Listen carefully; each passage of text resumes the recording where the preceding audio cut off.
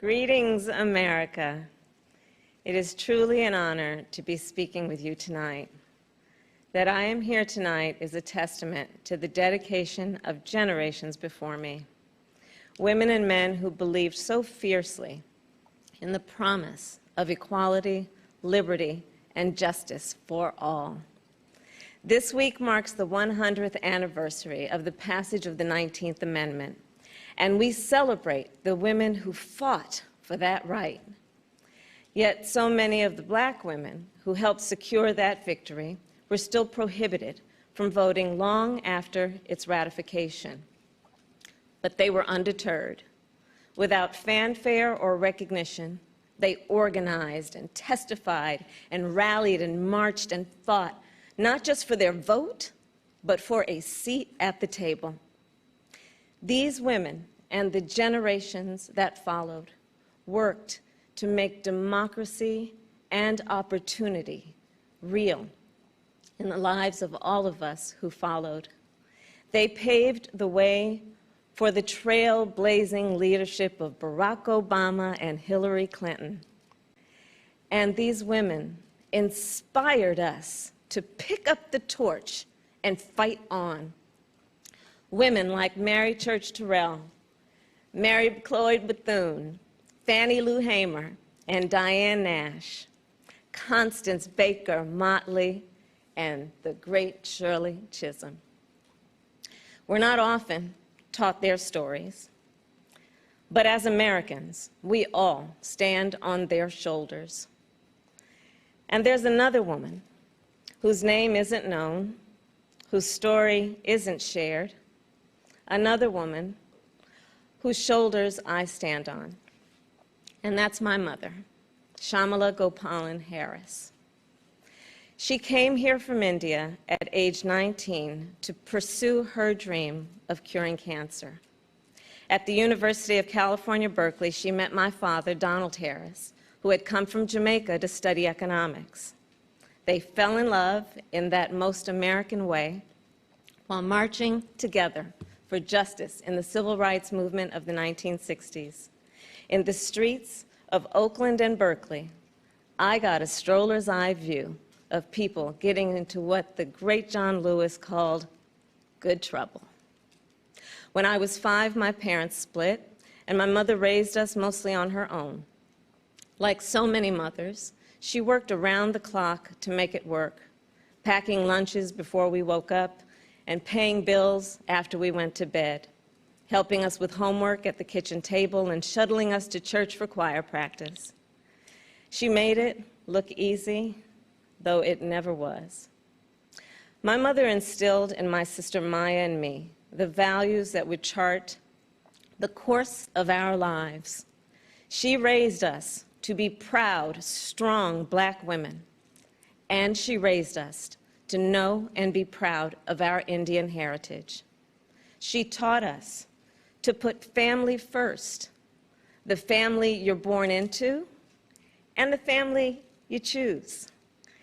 Family is my husband, Doug, who I met on a blind date set up by my best friend. Family is our beautiful children, Cole and Ella, who call me Mamala.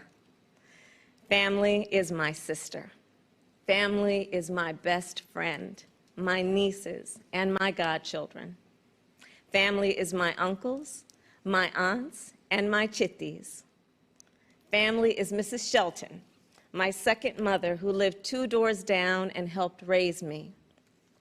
Family is my beloved Alpha Kappa Alpha, our Divine Nine, and my HBCU brothers and sisters. Family is the friends I turn to when my mother, the most important person in my life, passed away from cancer. And even as she taught us to keep our family at the center of our world, she also pushed us to see a world beyond ourselves. She taught us to be conscious and compassionate about the struggles of all people, to believe public service is a noble cause, and the fight for justice is a shared responsibility. That led me to become a lawyer. a district attorney, attorney general, and a United States senator. And at every step of the way, I've been guided by the words I spoke from the first time I stood in a courtroom. Kamala Harris, for the people. I have fought for children and survivors of sexual assault. I fought against transnational criminal organizations. I took on the biggest banks and helped take down one of the biggest for-profit colleges. I know a predator when I see one. My mother taught me that service to others gives life purpose and meaning. And oh, how I wish she were here tonight, but I know she's looking down on me from above. I keep thinking about that 25-year-old Indian woman, all of 5 feet tall, who gave birth to me at Kaiser Hospital in Oakland, California. On that day, she probably could have never imagined that I would be standing before you now and speaking these words. I accept your nomination for Vice President of the United States of America. I do so committed to the values she taught me, to the word that teaches me to walk by faith and not by sight, and to a vision passed on through generations of Americans, one that Joe Biden shares, a vision of our nation as a beloved community, where all are welcome, no matter what we look like, no matter where we come from, or who we love.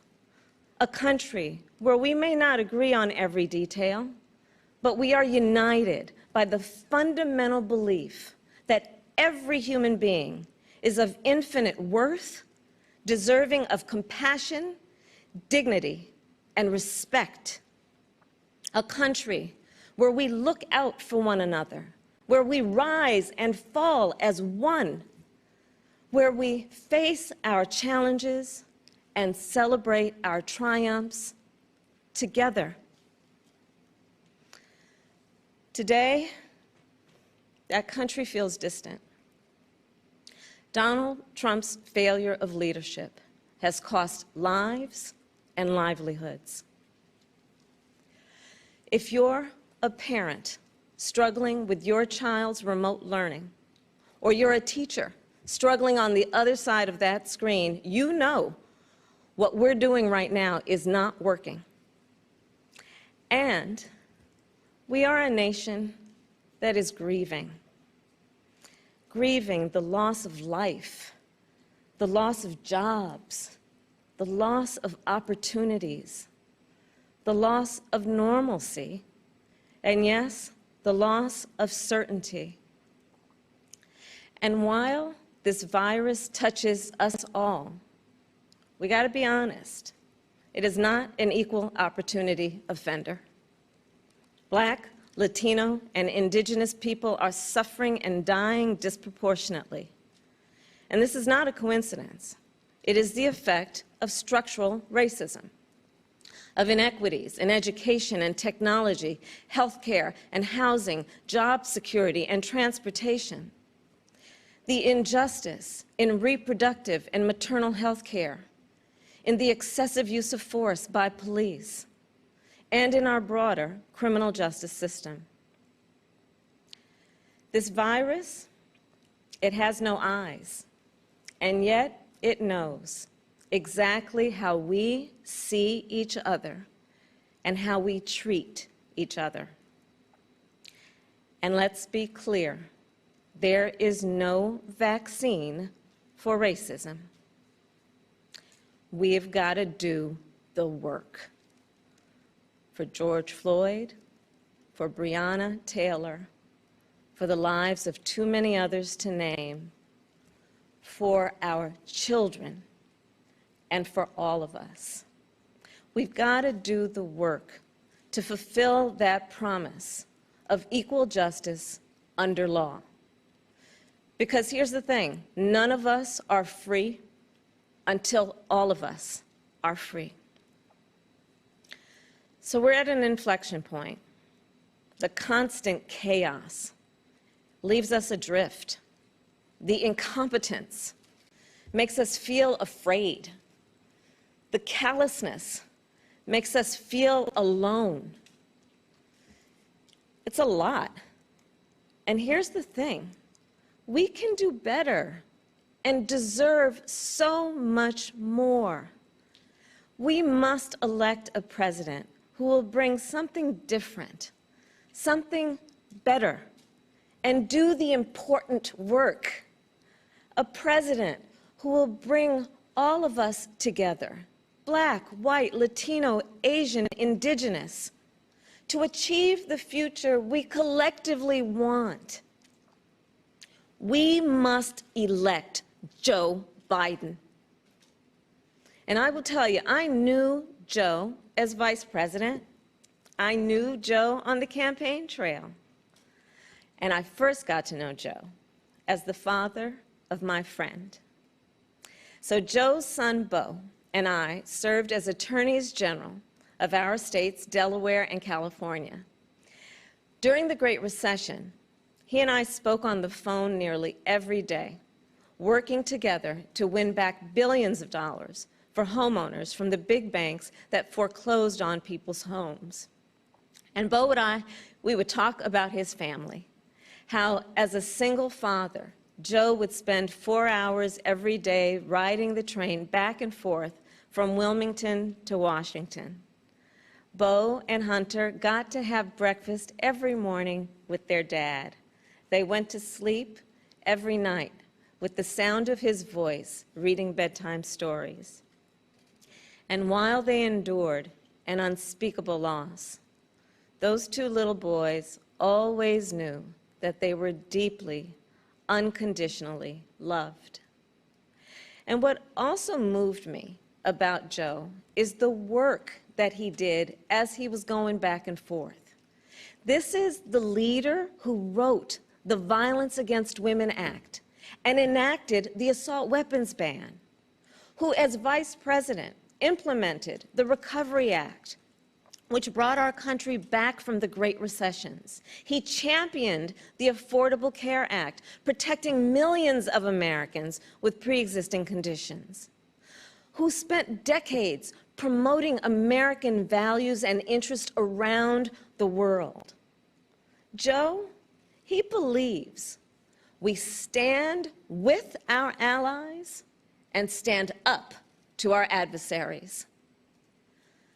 Right now, we have a president who turns our tragedies into political weapons.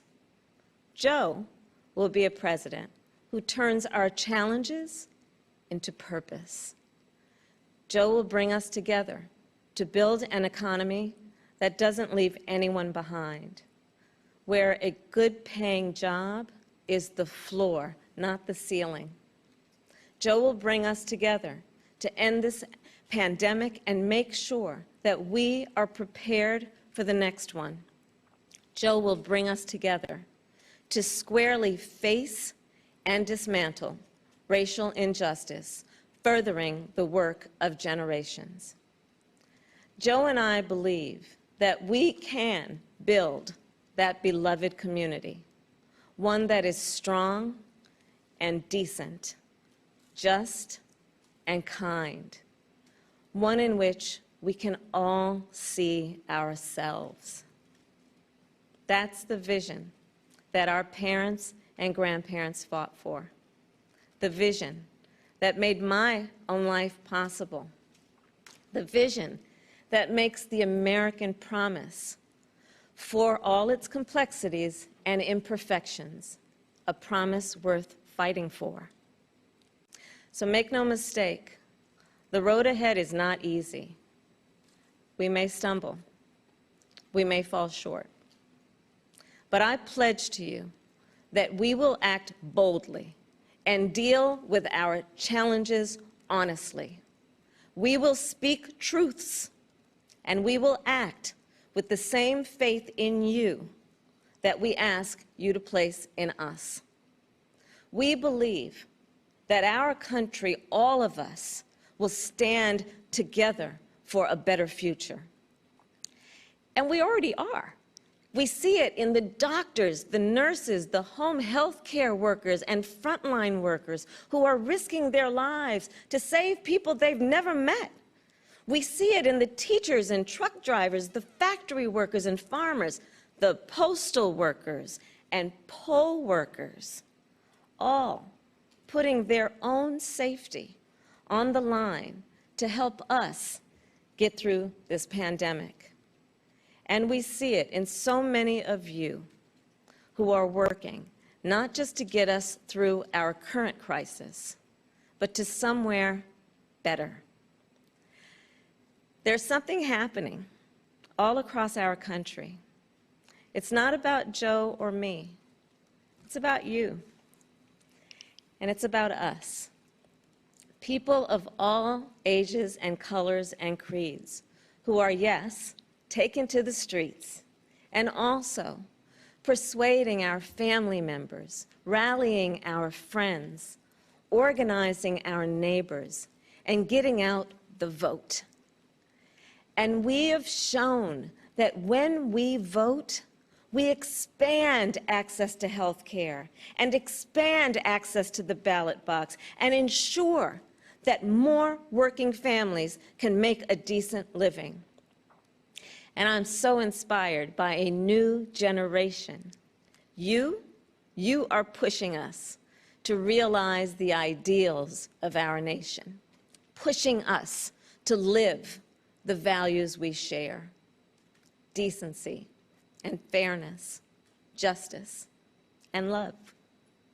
You are patriots who remind us that to love our country is to fight for the ideals of our country. In this election, we have a chance to change the course of history. We're all in this fight. You, me, and Joe, together. What an awesome responsibility. What an awesome privilege. So let's fight with conviction.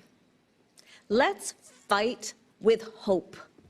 Let's fight with confidence in ourselves and a commitment to each other, to the America we know is possible, the America we love. And years from now, this moment will have passed, and our children and our grandchildren will look in our eyes, and they're going to ask us, where were you when the stakes were so high? They will ask us, what was it like? And we will tell them. We will tell them not just how we felt, we will tell them what we did. Thank you. God bless you, and God bless the United States of America. Thanks for watching, and if you haven't already, please consider subscribing to our channel. And while you're at it, please leave us a comment. Thank you for watching.